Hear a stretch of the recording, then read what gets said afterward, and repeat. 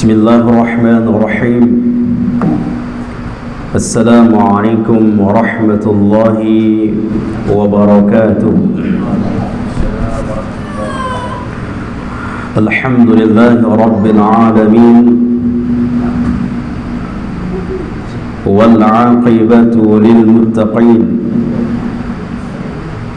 ولا عدوان إلا على الظالمين. والصلاة والسلام على أشرف الأنبياء والمرسلين، وعلى آله وأصحابه أجمعين. معاشر المسلمين والmuslimat rahimani wa rahimakumullah. Alhamdulillah, kita bersyukur kepada Allah Rabbul Izzati wal Jalalah yang telah kembali Allah kumpulkan kita di tempat yang mulia ini untuk mengkaji perkara yang mulia yang kita berharap mudah-mudahan Allah juga mematikan kita dalam keadaan mulia di hadapannya. Kemudian salawat dan salam mudah-mudahan tersampaikan kepada Nabi kita, Rasul kita, kekasih kita, dialah Muhammad bin Abdullah sallallahu alaihi wasallam. Kita berharap mudah-mudahan kita termasuk di antara umat Rasul yang akan mendapatkan syafaat Rasul nanti di yaumil akhir. Ahibati fillah rahimani wa rahimakumullah. InsyaAllah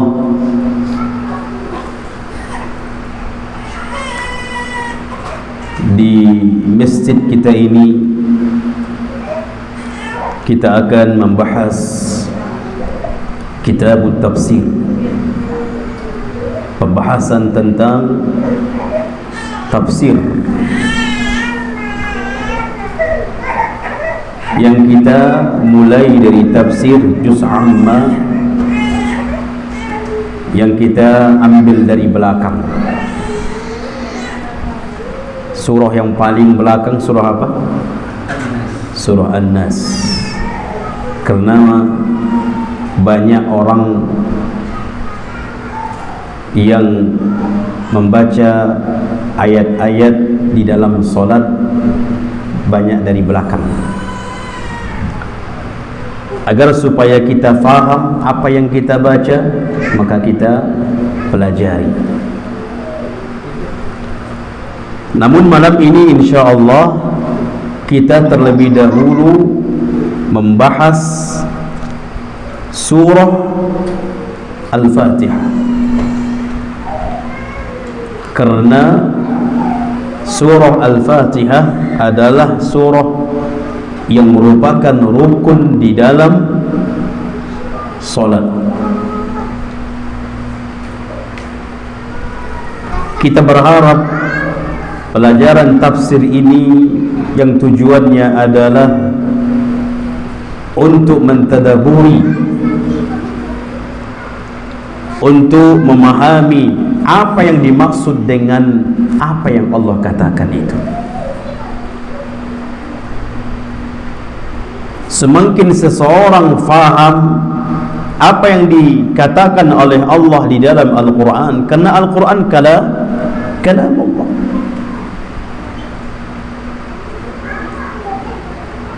Semakin seseorang memahami setiap ayat yang dia baca, maka akan senantiasa berpengaruh kepada hatinya.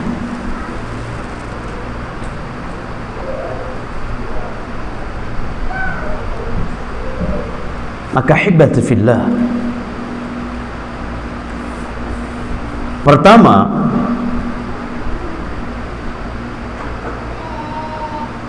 kita memang harus membaca Al-Quran.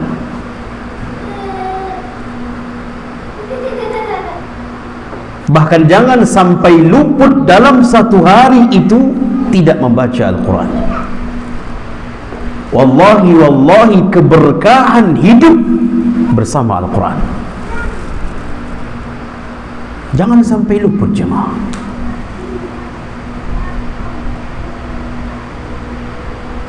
Jangan sampai dalam satu hari itu kita tidak membaca Al-Quran, walaupun satu lembar.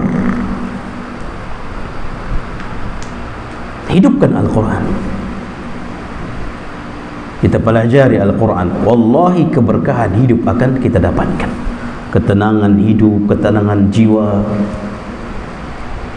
Makanya tatkala kita lagi bersedih, ambil Al-Quran, karena Al-Quran pelipur lara.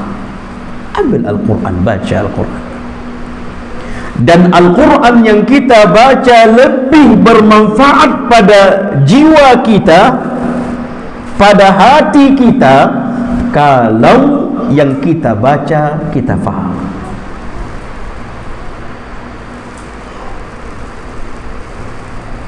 Jangan hanya dijadikan sebagai sebatas baca saja, namun tidak naik level untuk memahami sampai mengamalkannya.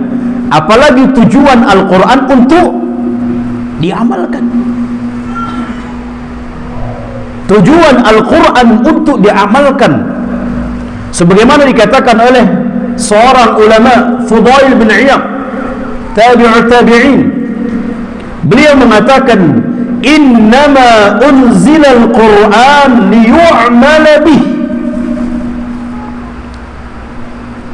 Al-Quran itu tujuannya adalah untuk diamalkan. fattakhadhan nasu qira'atuhu 'amala, fattakhadhan nasu qira'atahu 'amala. Namun banyak manusia hanya sebatas membaca saja. Di zaman beliau mengatakan ini jemaah, padahal beliau di zaman tabi'ut tabi'in, generasi yang keberapa? Ketiga. Sahabat, tabi'in, tabi'ut tabi'in, termasuk generasi yang terbaik yang kata Nabi SAW.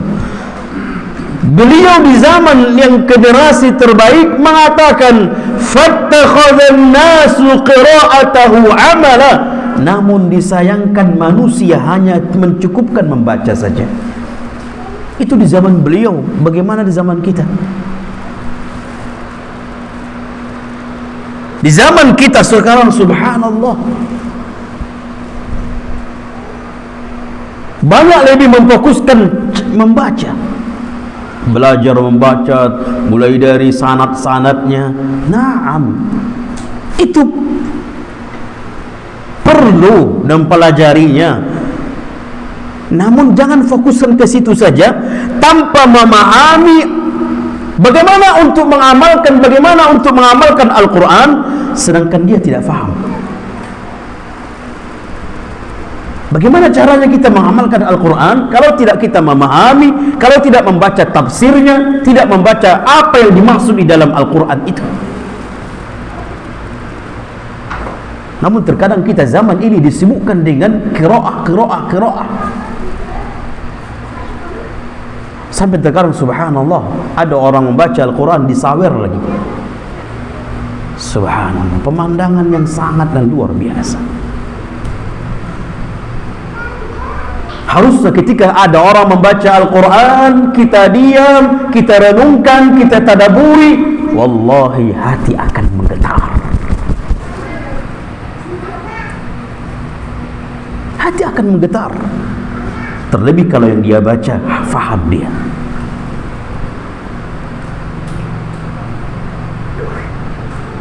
Makanya Nabi SAW ketika membaca yang Allah sebutkan di dalam surah Al-Ma'idah ayat 118. Surah Al-Ma'idah ayat 118.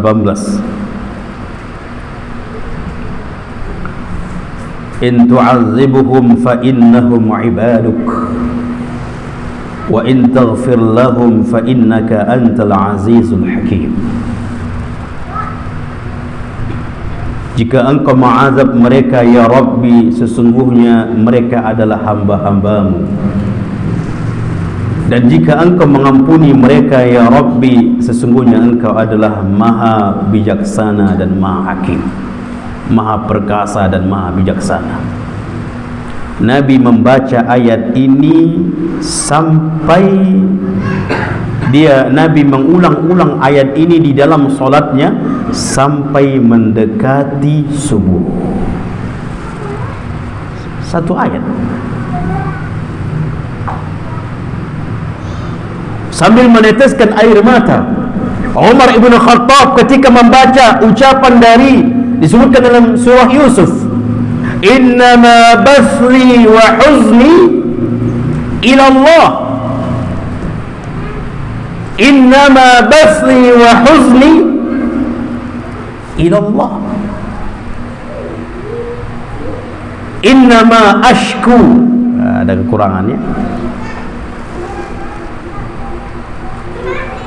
hanyalah tempat aku mengadu, tempat aku bersedih, tempat aku mengeluh hanya kepada Allah. Umar ibn Khattab mengulang-ulang ini sampai mendekati subuh. Kenapa? Karena mereka faham.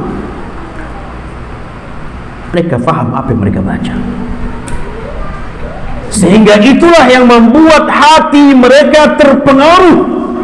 Hati mereka semakin baik, semakin bersih.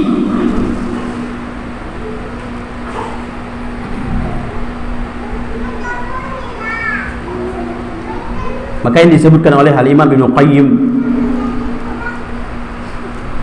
faqira'atu ayah bitafakkur wa tafahum khairun min qira'ati khatmah bighairi tadabbur wa tafahum wa anfa' lil qalbi.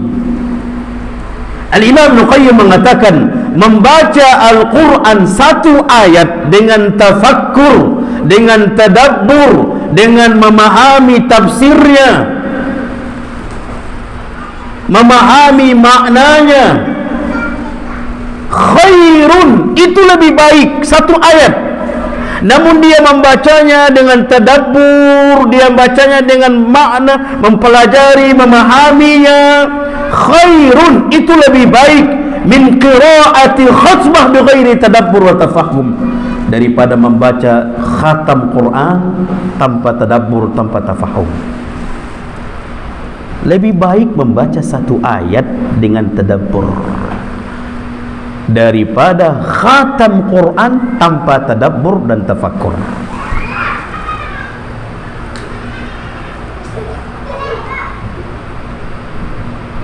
Kemudian Al-Imam Ibn Qayyim mengatakan, wa anfa' lil qalbi, membaca Al-Quran satu ayat dengan tadabbur, dengan tafahum, itu lebih bermanfaat untuk hatinya, itu lebih berpengaruh atau muathir kepada hatinya. Maka ini yang kita harapkan. Belajar tafsir, ketika kita membaca surah Al-Fatihah, tenggelam dengan tafsirnya, tenggelam dengan maknanya, sehingga kualitas solat kita di dalam membaca ayat itu kualitasnya tinggi. Berbeda dengan orang yang tidak faham, ini rentan akan tidak khusyuk. Kalau membaca tidak faham, rentan solatnya tidak khusyuk. Makanya semakin seseorang memahami apa yang dia baca, semakin datang khusyuk itu.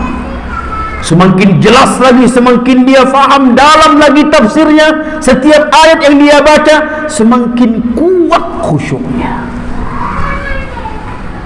Tapi kalau yang tidak faham, melamun itu.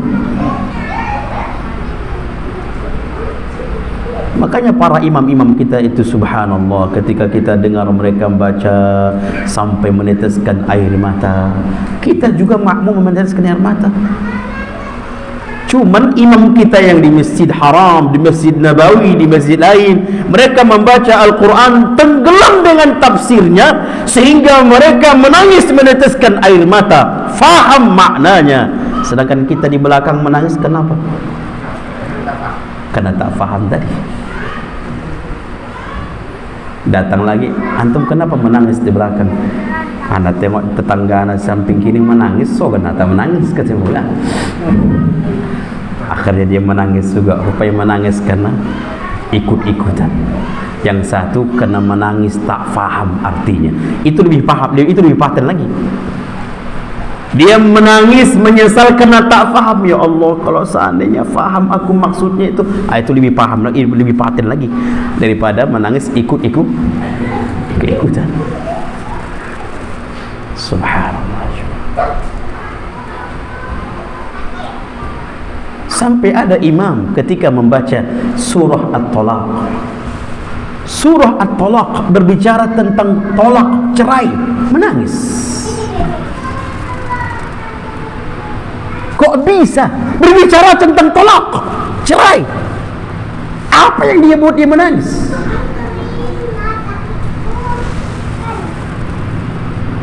Subhanallah, karena mereka faham. Kemarin kita sudah sampaikan, anaknya Fudail bin Iyad meninggal dunia karena tadabburnya kepada Al-Quran, fahamnya terhadap Al-Quran, sampai meninggal di dunia di dalam sholatnya.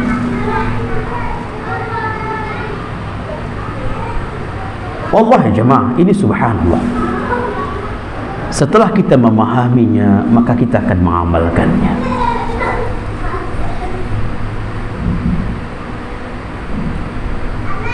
Sehingga kualitas kita semakin tinggi.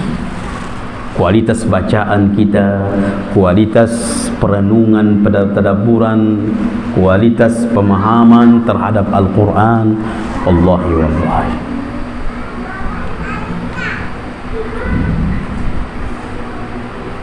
Terkadang ada orang membacanya sambil ketawa,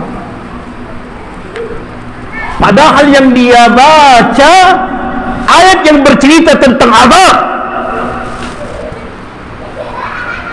namun dia membacanya sambil ketawa. Berarti ini faham atau tidak orangnya? Abu Bakar menangis ketika membaca surah Al-Zalzalah. Menangis beliau ketika membaca surah Al-Zalzalah. Idza zulzilatil ardu zilzalaha wa akhrajatil ardu athqalaha. Tergambarlah dia situasi kondisi tatkala hari kiamat. Bagaimana dunia ini hancur, langit hancur, bumi hancur, sampai manusia yang melihat kondisi seperti itu, wa qala al-insanu ma la, manusia mengatakan apa yang terjadi? Yauma idzin tuhadditsu akhbaraha. Beliau menangis, Abu Bakar, ketika membaca surah Al-Zalzalah.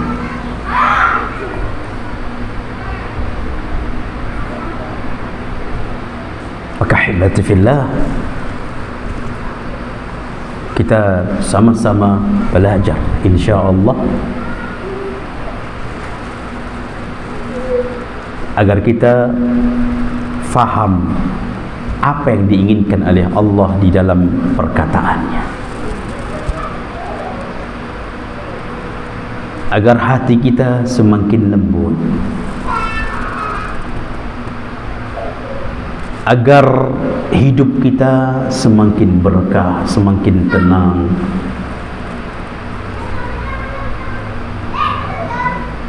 Sampai kata para ulama, sebutkan satu perkara yang tidak disentuh oleh Al-Quran kecuali pasti mulia.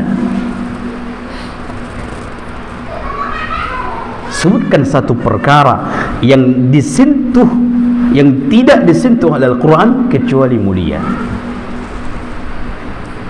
Makkah menjadi tempat yang mulia. Ada apa di Makkah? Tempat turunnya Al-Quran. Makkah, Madinah, tempat turunnya Al-Quran. Malaikat Jibril adalah malaikat yang paling mulia dari seluruh malaikat, karena malaikat Jibril membawa Al-Quran, menyampaikan Al-Quran kepada Rasul SAW. Rasulullah paling mulia, makhluk yang paling mulia, Nabi yang paling mulia, Rasul yang paling mulia, Rasulullah Muhammad SAW kena Al-Quran.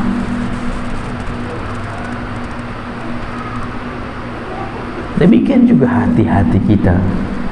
Hati kita akan menjadi hati yang paling mulia, hatinya orang yang bertakwa, karena kita isi dengan Al-Quran. Kemuliaan, bahkan kita orang tua akan mulia di hadapan Allah di hari kiamat tatkala anak kita membaca Al-Quran, mengamalkan Al-Quran, menghafal Al-Quran. Diberikan kepadanya mahkota, mahkota kemuliaan, kehormatan, dipakaikan kepadanya pakaian kemuliaan, kehormatan, sampai orang tua ini heran, kenapa ini terjadi sama saya? Karena anaknya yang menghafal Quran, anaknya yang mengamalkan Al-Quran, anaknya yang mempelajari Al-Quran.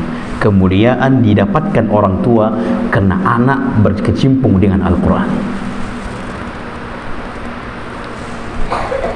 Akan mulia jemaah. Semakin kita memahami, semakin kita mengamalkan, semakin mulialah kita.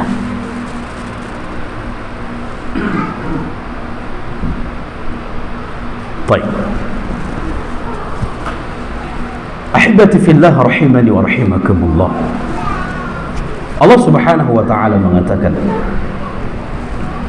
Allah katakan dalam surah Muhammad, afala yatadabbaruna al-Qur'an am ala qulubin aqfaluha.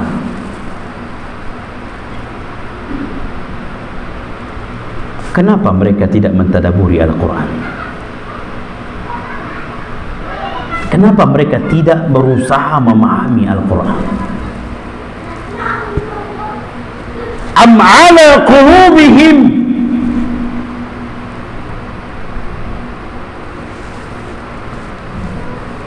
Allah katakan dalam surah Muhammad,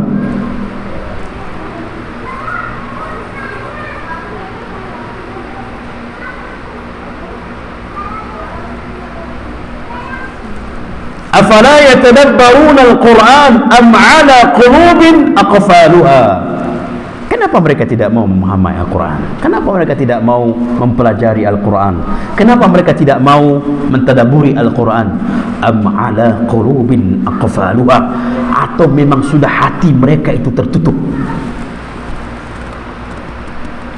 Ya Allah, ini ayat yang luar biasa jemaah. Kenapa mereka tidak mau mempelajari Al-Quran? Kenapa mereka tidak mau memahami Al-Quran? Kenapa mereka tidak mau mentadaburi Al-Quran? Atau hati mereka memang sudah ditutup oleh Allah sehingga mereka tidak mau mempelajarinya? Ini keras nih jemaah. Berarti manusia saat ini yang tidak mau mempelajari Al-Quran, yang tidak mau mentadaburi Al-Quran, yang tidak mau memahami isi Al-Quran, berarti hati mereka dalam keadaan tertutup, terkunci. Kalau tidak dikunci hati mereka, mereka pasti akan memahaminya. Mereka pasti ingin berusaha mempelajarinya. Namun karena hati mereka tertutup.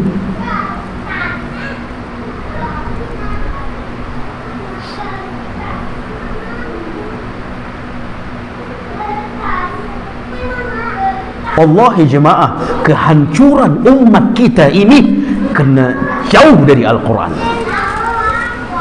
Kehancuran umat kita ini kena jauh dari ingin memahami Al-Quran. Hancur.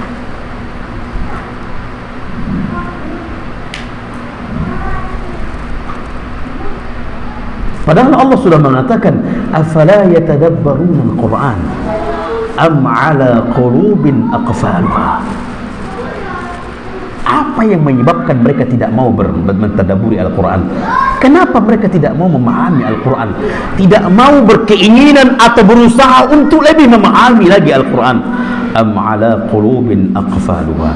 Atau memang hati mereka sudah dikunci? Kalau sudah hati dikunci oleh Allah, na'udzubillah,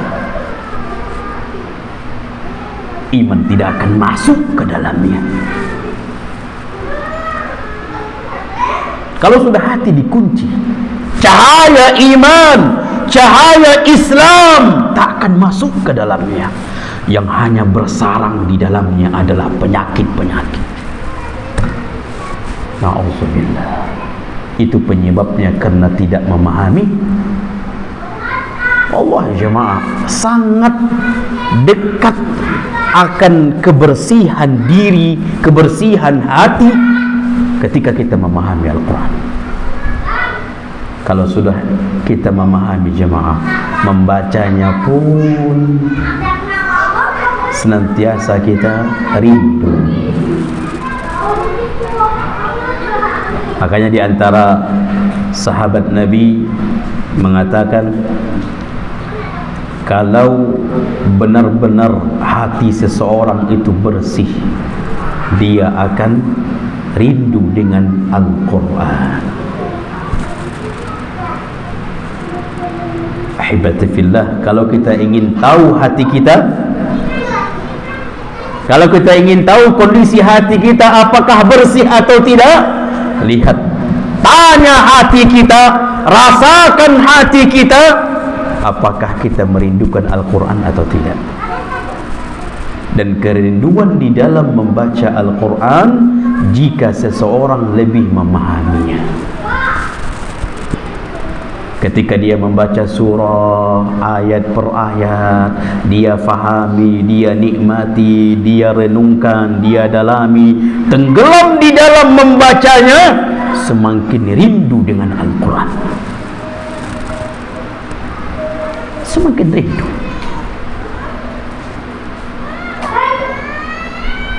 Dia akan merasakan nikmat di dalam membaca itu.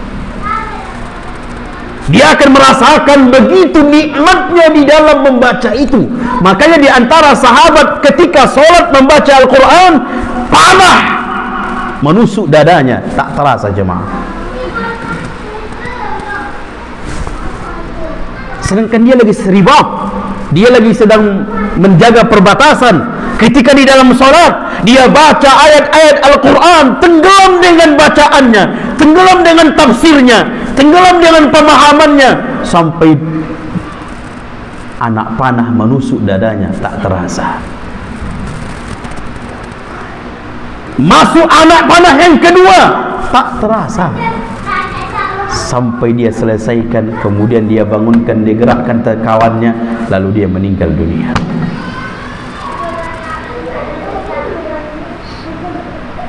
Karena tenggelam.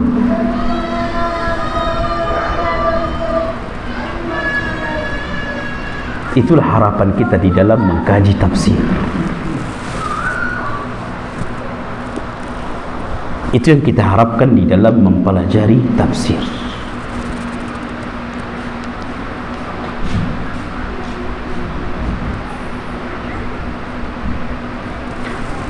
Baik. Ahibati fillah rahimani wa rahimakumullah.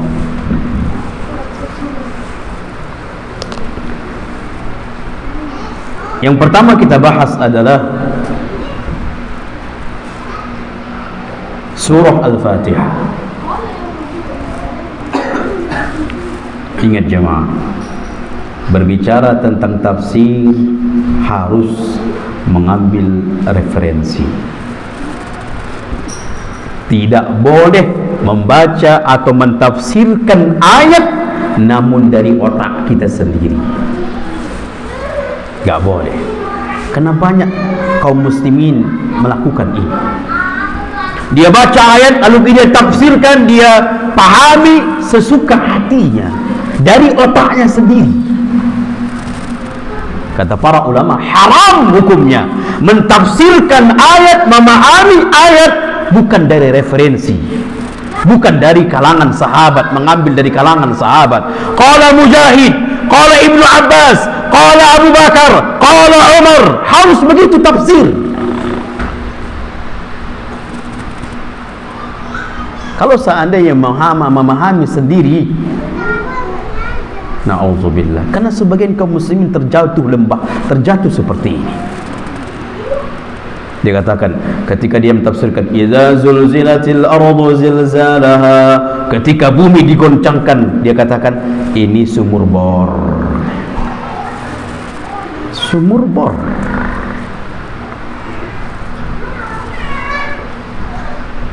Ketika dia memahami sendiri lalu dia mengambilkan hukum dari pemahaman dia sendiri, na'udzubillah, akan menimpa. Makanya anak heran terkadang ada seseorang yang mentafsirkan 1 jam berbicara tentang tafsir, tak keluar ulama-ulama tafsir. Disebutkan dalam tafsir Ibnu Katsir, tak ada keluar. Disebutkan dalam tafsir Imam Tabari, tak ada keluar. Dari mana dia ambil itu? Dari mana dia ambil? Sahabat, nama sahabat pun tidak ada keluar dari lisannya. Qala Ibnu Abbas, qala Mujahid. Imam Mujahid adalah muridnya Ibnu Abbas. Qala Atha bin Abi Rabah. Atha bin Abi Rabah adalah muridnya Ibnu Abbas. Gak ada yang keluar. Ini bahaya ini. Sampai ada seseorang menyampaikan kepada kami, Ustaz, kami di rumah belajar tafsir sama ada bimbingannya. Oh iya, bagaimana caranya? Ketika mereka misalnya membaca Qul huwallahu ahad, lalu ditanya satu persatu, apa yang antum pahami dari situ? Lagi, apa yang antum pahami dari situ? Jangan tanya pemahaman kita. Pemahaman itu kalau sudah mengambil dari membaca dari referensi, membaca dari ucapan memang ulama tafsir, baru kita memahaminya. Itulah tugasnya ustaz, itulah tujuannya guru, memahamkan. Jangan tanya apa pemahaman antum. Dia belum pernah membaca Al-Quran, dia belum pernah membaca tafsir, apalagi yang membimbing ini hanya bermodalkan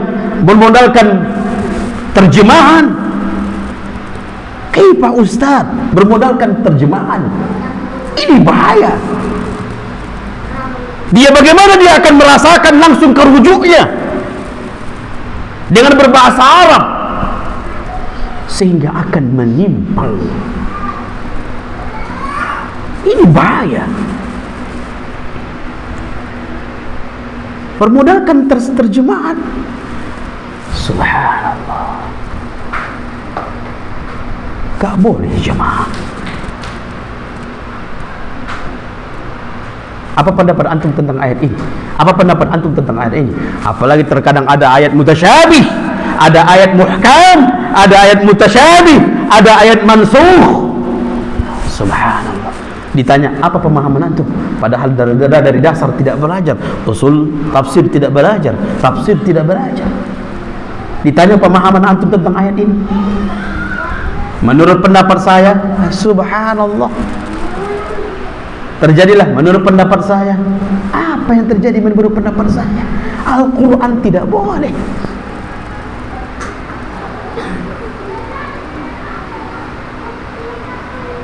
Tidak boleh menurut pendapat sendiri.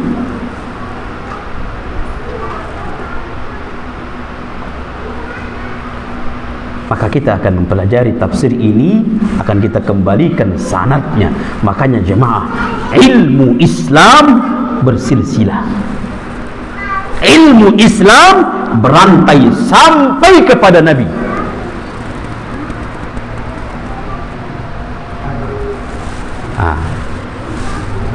Ada orang mengatakan alif lam mim.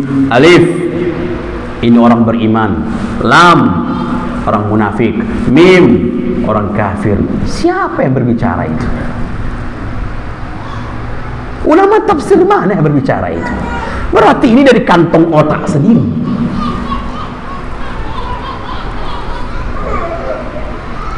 Ini ayat muqatta', ayat mutasyabih. Alangkah indahnya kalau dia mengatakan Allahu a'lam bimuradi, Allah mengetahui maksudnya, Allah maksudnya dengan Allah mengetahui tafsirnya. Ini kenapa karena alif lurus, ini menambahkan orang beriman.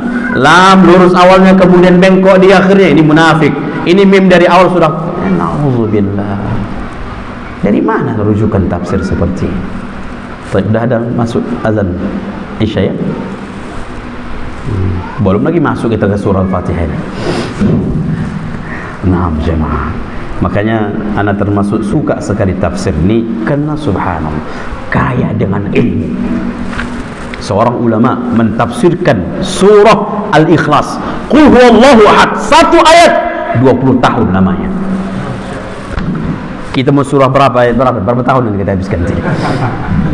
Dalam jemaah. Makanya referensi tafsir ratusan.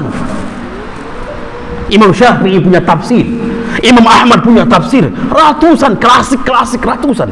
Satu ulama, subhanallah, dalam tafsirnya. Enak kita membacanya, enak kita terdak. Subhanallah. Baik, nanti kita Allah alam, nanti kita lihat nanti sebagaimana kita seberapa kita Allah takdirkan kemampuan kita memahaminya, mudah-mudahan. Baik, kita solat Isya dulu. Habis solat Isya lanjut atau pulang? Baik. Wassallallahu ala nabiyina Muhammad wa ala alihi washabihi ajma'in. Wassalamualaikum warahmatullahi wabarakatuh.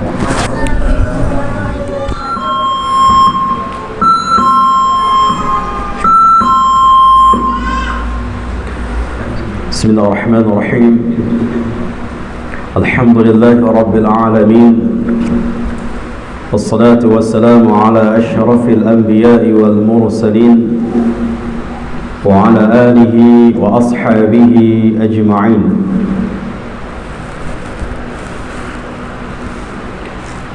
Ma'asyiral muslimin wal muslimat rahimani wa rahimakumullah. Kita lanjutkan beberapa menit ke depan insyaallah biiznillah.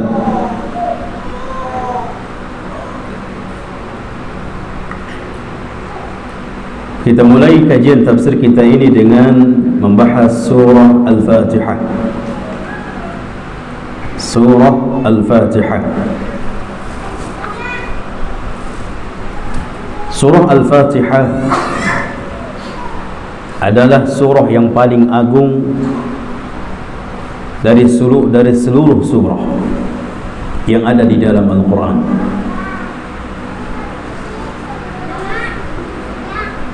Berapa surah di dalam Al-Quran? Seluruhnya 114 surah.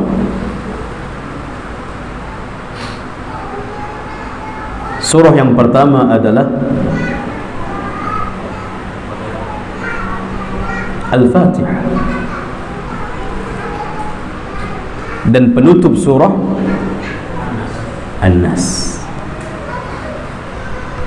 Kalau An-Nas agak cepat ya.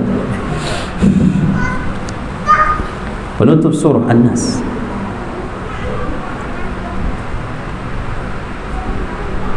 Seluruh surah yang paling agung dari seluruh surah adalah surah Al-Fatihah. Bahkan kata para ulama, kandungan seluruh di dalam Al-Quran ada di dalam surah Al-Fatihah. Kandungan seluruh di dalam Al-Quran, intisari di dalam seluruh Al-Quran ada di dalam surah Al-Fatihah. Berarti surah ini luar biasa. Dan intisari di dalam surah Al-Fatihah adalah pada ayat Iyyaka na'budu wa iyyaka nasta'in.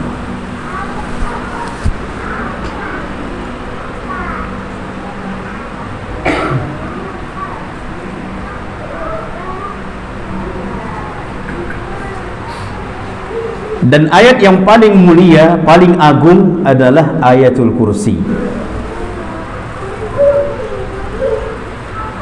Kalau berbicara tentang ayat yang paling agung adalah ayatul kursi, sebagaimana dikatakan oleh Rasul kepada Ubay bin Ka'ab. Ubay bin Ka'ab adalah seorang sahabat Nabi. Ketika Nabi SAW bertanya kepada Ubay bin Ka'ab, ayat apa yang paling agung? Dikatakan oleh Ubay bin Ka'ab, Allahu a'lamu wa rasuluh. Kemudian Rasulullah bertanya lagi, ayat apa yang paling agung di dalam Al-Quran? Sampailah Ubay bin Ka'ab menjawab, ayatul kursi. Kemudian Nabi memuji Ubay bin Ka'ab, Nabi membenarkan jawaban Ubay bin Ka'ab, sehingga kita ambil kesimpulan dari hadis ini, ayat yang paling agung adalah ayatul kursi. Makanya kalau kita pahami tafsir ayat kursi, Allah ini nikmat luar biasa. Karena di sana akan ada berbicara tentang nama-nama dan sifat-sifat Allah.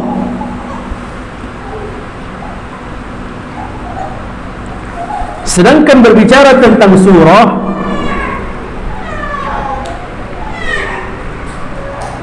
Rawahul Bukhari, diriwayatkan oleh Al-Imam Al-Bukhari,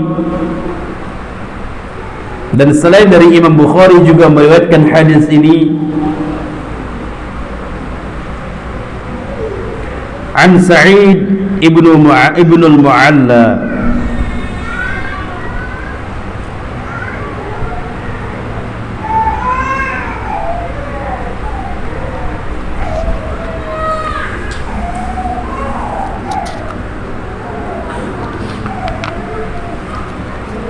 dikatakan oleh ketika Nabi mengatakan kepada seorang sahabat Nabi,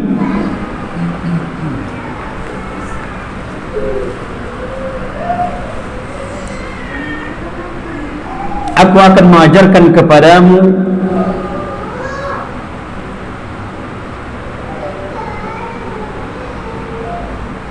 sebuah surah yang paling a'zam fil Quran, sebuah surah yang paling agung di dalam Al-Quran.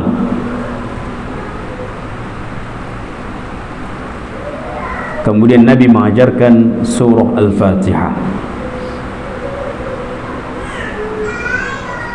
Surah Al-Fatihah. Maka riwayat ini menjelaskan bahawa surah yang paling agung adalah surah Al-Fatihah.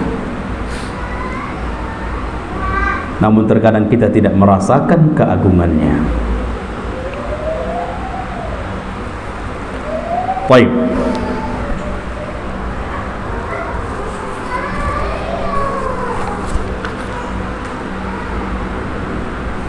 Yuqalu laha Al-Fatihah ay Fatihatul Kitab khattan.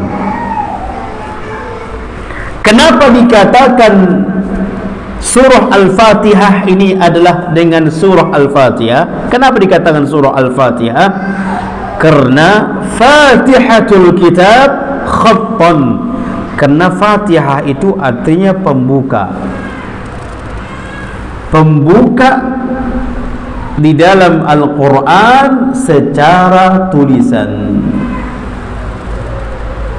Makanya ketika kita buka lembaran Al-Quran, maka surah yang pertama kali kita buka adalah Al-Fatihah. Maka disebut, karena itulah disebut dengan surah Al-Fatihah, surah pembukaan. Karena memang pembuka dari seluruh surah di dalam Al-Quran adalah surah Al-Fatihah. Maka dari itu disebut dengan Al-Fatihah.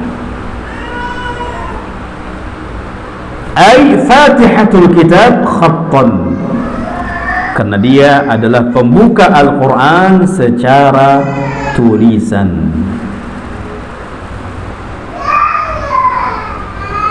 Wa biha tuftahul qira'ah fi salawat. Juga disebutkan kenapa disebut dengan surah Al-Fatihah, karena dengan surah Al-Fatihah inilah dibuka solat-solat kita. Begitu kita mengatakan Allahu Akbar secara rukun, apa yang pertama kita baca? Al-Fatihah. Bagaimana dengan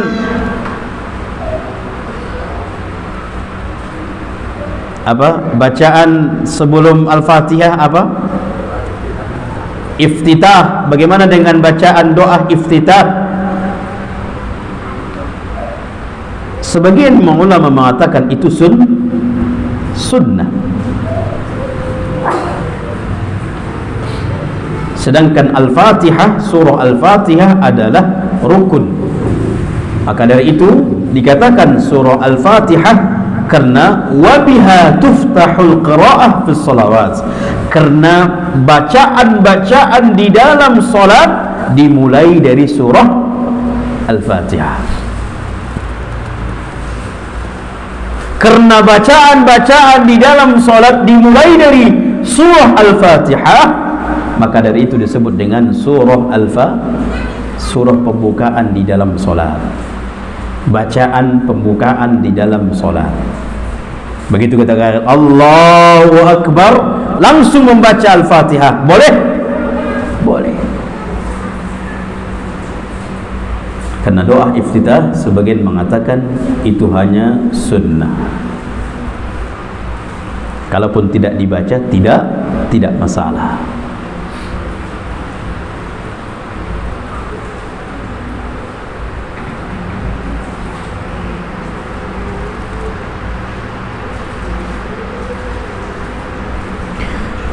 ويقال لها أيضا أم الكتاب عند الجمهور. ذكره أنس والحسن وابن سيرين. Dan juga surah Al-Fatihah ini juga disebut dengan Ummul Kitab.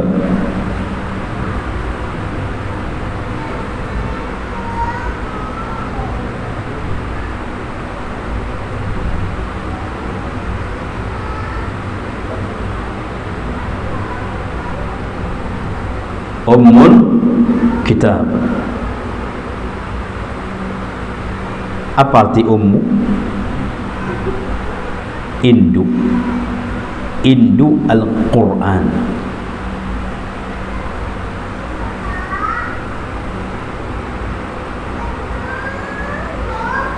Siapa yang mengatakan itu Ummul Kitab?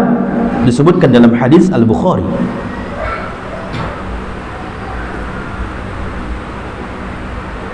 Waqad sabata fi sahih 'inda Tirmidzi, telah ditetapkan di dalam sahih At-Tirmidzi,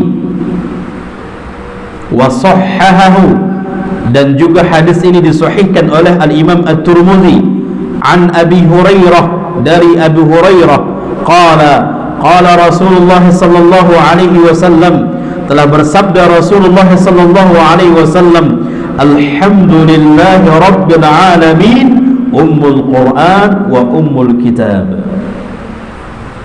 was-sab'u al-mathani wal-Qur'anil azim. Nabi SAW mengatakan alhamdulillahi rabbil alamin, surah Al-Fatihah adalah ummul Quran, ibunya Al-Quran, wa ummul kitab, dan ibunya Al-Kitab, was-sab'u al-mathani, dan 7 ayat al-mathani. Jadi penyebutan ummul Quran, ummul kitab disebutkan di dalam hadis. Sudah berapa namanya? Nama surah Al-Fatihah sudah berapa? Pertama, surah disebut dengan surah Al-Fatihah. Yang kedua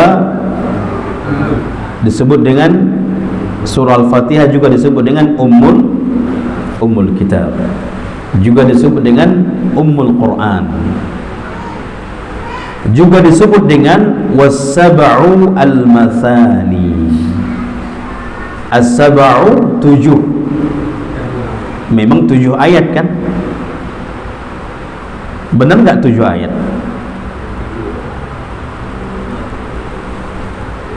Coba kita hitung. Alhamdulillahi rabbil alamin, Ar-Rahmanir Rahim, Maliki yaumiddin, Iyyaka na'budu wa iyyaka nasta'in, Ihdinas siratal mustaqim, Siratal ladzina an'amta 'alaihim ghairil maghdubi 'alaihim waladdallin. 6 ayat. Naam. Ayat yang pertama dari surah Al-Fatihah adalah Bismillah. Sedangkan Alhamdulillahi Rabbil Alamin ini ayat yang kedua. Makanya tidak sah Al-Fatihah kalau tidak mengucapkan Bismillah, atas pendapat yang paling rajih.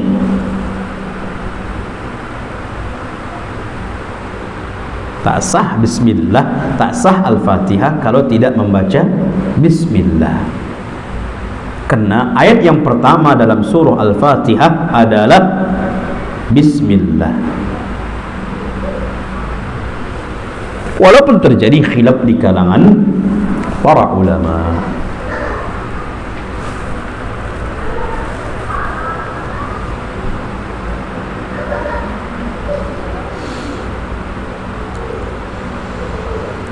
Wasab'u al-mathani. Apa dimaksud dengan al-mathani? Nabi SAW mengatakan surah Al-Fatihah itu adalah as-sab'u al-mathani, 7 ayat al-mathani yang diulang-ulang.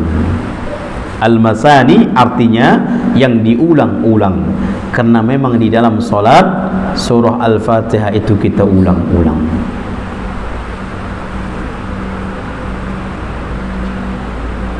Berapa kali kita baca di dalam solat dalam sehari semalam?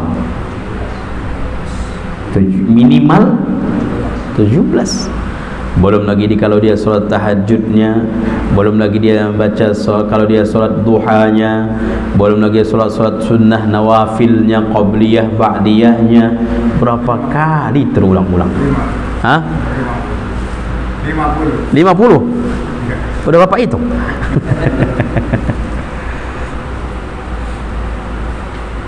Berapa kali? Hah? Hah? Bisa 60. Dia jadi subhanallah berulang-ulang.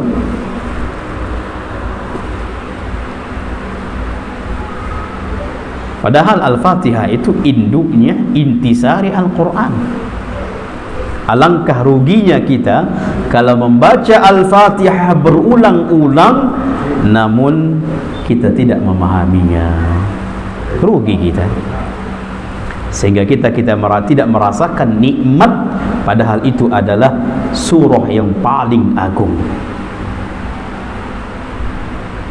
Intisari di dalam Al-Quran. Kalau kita belum merasakannya, subhanallah.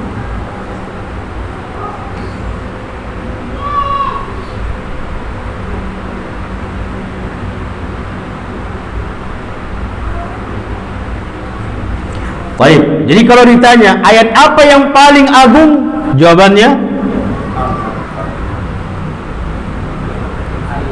Ayatul Kursi. Nah, menjebak. Ayat yang paling agung adalah Ayatul Kursi. Dari mana anda mengatakan itu ayat yang paling agung? Dalil, khalas.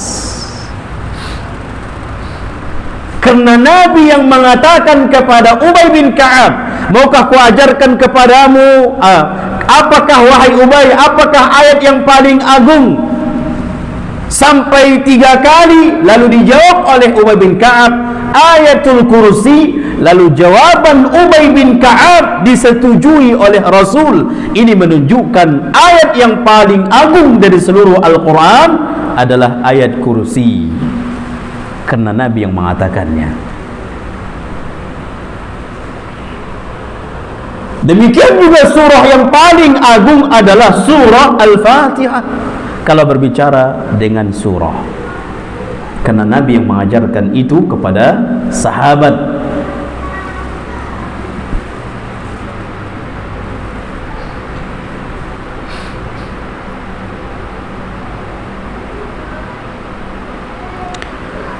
Kemudian juga wa yuqal laha alhamdu, yuqal laha as-salah. Termasuk juga penyebutan surah Al-Fatihah adalah surah Alhamdu. Baca surah Alhamdu, itu boleh.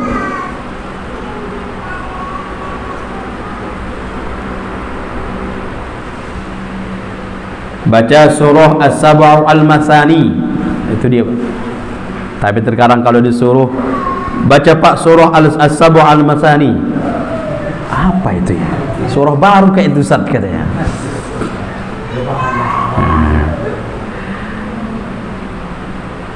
Baca surah Al-Fatihah, dia baca Al-Fatihah. Baca surah As-Sab'u Al-Masani, tak tahu Ustaz katanya. Apa ada itu juga? Dan juga surah Al-Fatihah juga disebut dengan surah As-Salah. Ini lagi nih. Baca surah As-Salah, bingung tuh. Ustaz salah kayaknya, salah soal katanya.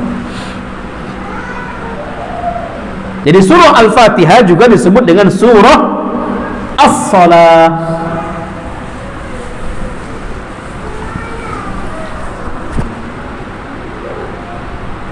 Disebutkan di dalam hadis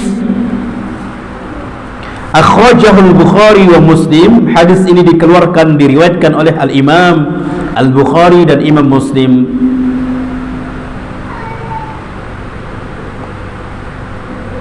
An Rabbihi, disebutkan ini adalah hadis kursi.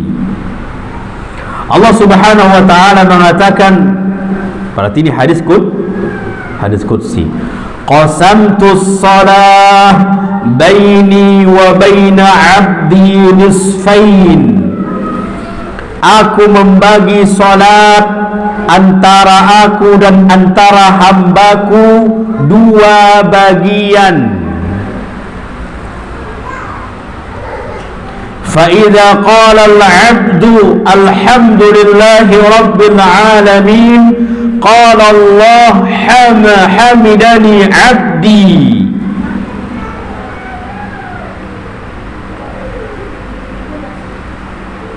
Ketika seorang hamba mengatakan alhamdulillahi rabbil alamin, lalu Allah mengatakan hambaku telah memujiku.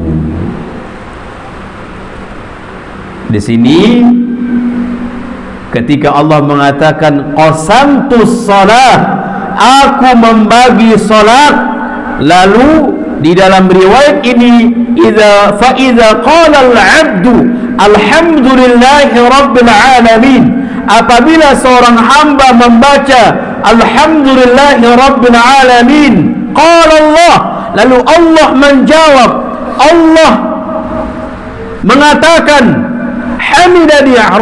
hamidani abdi, hambaku itu telah memujiku. Berarti dari sinilah para ulama mengatakan surah Al-Fatihah termasuk dengan surah penyebutannya surah As-Salah, karena Allah mengatakan qasamtus shalah, artinya aku bagi surah Al-Fatihah itu dua bagian.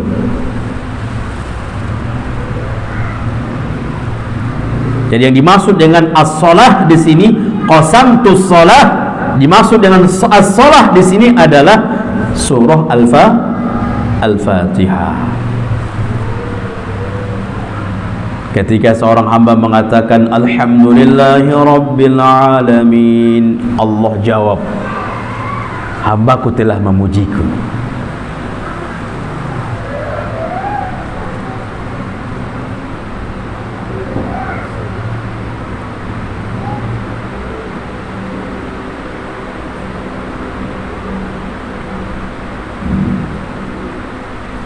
Ketika kemudian seorang hamba mengatakan Ar-Rahmanur Rahim, qala Allah athna ala abdi, hambaku telah memujiku.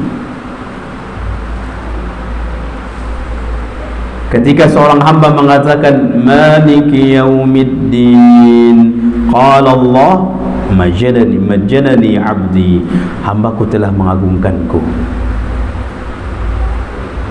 Allah jawab.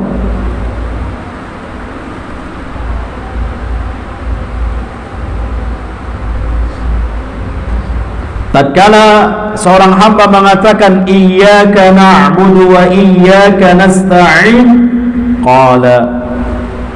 lalu Allah mengatakan qala Allah hadza baini wa baina 'abdi wa li 'abdi ma sa'al. Ayat ini iyyaka na'budu wa iyyaka nasta'in, ini adalah antara aku dan hambaku, dan bagi hambaku apa yang dia pinta. Jadi di situ ada pembagian.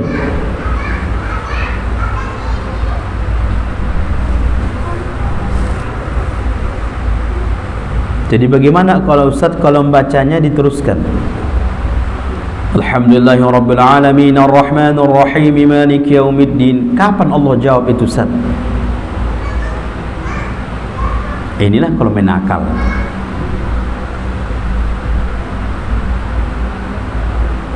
Ini kalau main akal.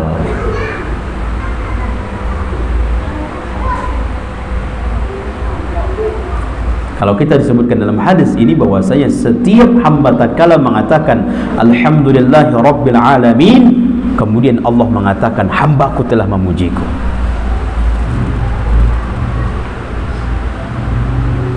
Dan memang lebih afdolnya membacanya terpisah-pisah, karena Nabi membacanya terpisah-pisah. Bolehkah dia diteruskan Alhamdulillahi rabbil alamin arrahmanir rahim maliki yaumiddin? Boleh. Tapi lebih afdalnya adalah Nabi membaca terpisah-pisah. Alhamdulillahi rabbil alamin arrahmanir rahim maliki yaumiddin.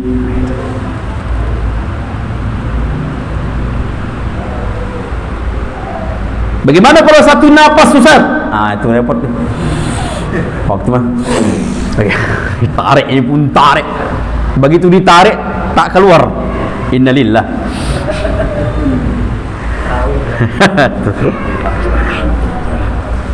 Subhanallah. Bagaimana memahami, bagaimana mentadaburi? Sampai kata para ulama, ketika imam membaca seolah-olah mentafsirkan kepada imam makmum tu. Makmum ini artinya berarti imam itu harus pahami dulu baru memahamkan, dan enak membacanya kalau dia memahami.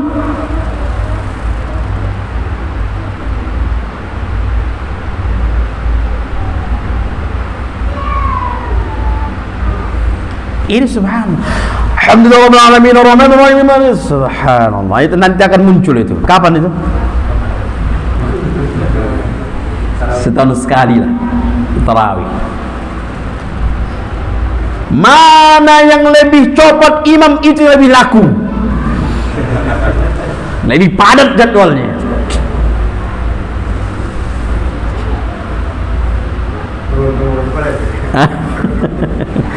Tapi kalau membacanya Alhamdulillahi Rabbil Alamin, tak pakai Ustaz ni kata. Lama kan, jam 10 dah kita siap. Subhanallah.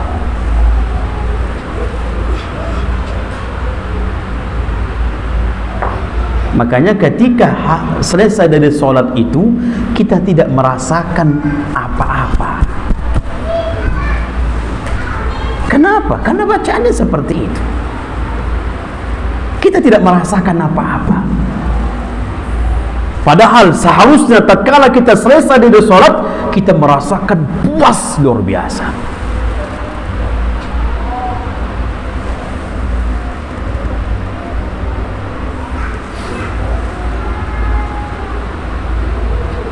Maka semakin paham seseorang itu, semakin indah dia membacanya.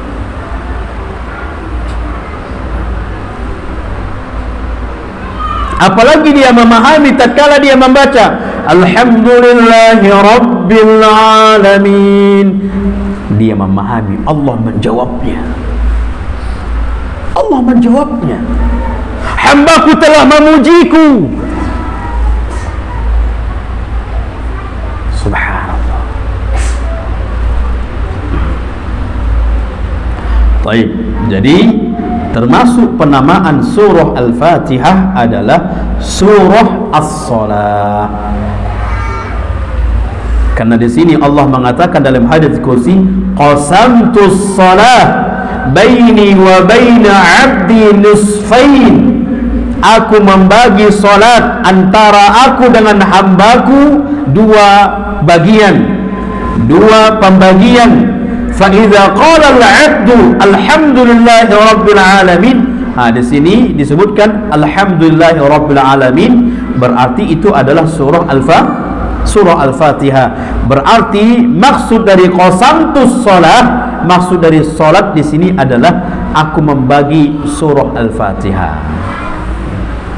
Sehingga para ulama menyebutkan di antara nama dari surah Al-Fatihah adalah surah As-Salah.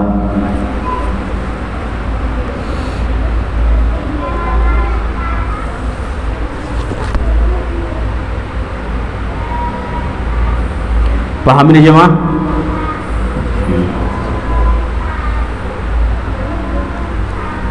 Baik.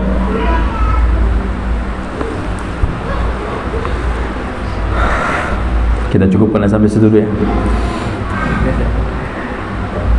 InsyaAllah kita masuk, ini hanya sebagai muqaddimah.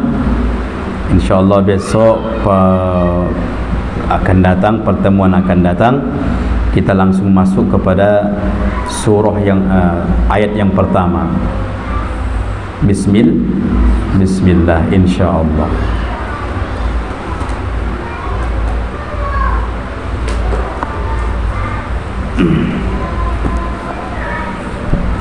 Baik, ini saja. Mudah-mudahan bermanfaat dan mohon maaf kalau terlalu panjang. Ya Pak ya. Harusnya habis sisya itu 15 menit setelah ya. Baik, semua yang benar datangnya dari Allah, yang salah datangnya dari kami, kurang ilmu dan dari syaitan laknatullah. Saya mohon ampun kepada Allah dan mohon maaf kepada seluruh jemaah. Kita tutup dengan doa kafaratul majlis. Subhanakallahumma bihamdika asyhadu an la ilaha illa anta astaghfiruka wa atubu ilaik. Akhiru dawana alhamdulillahi rabbil alamin. Wassalamu alaikum warahmatullahi wabarakatuh.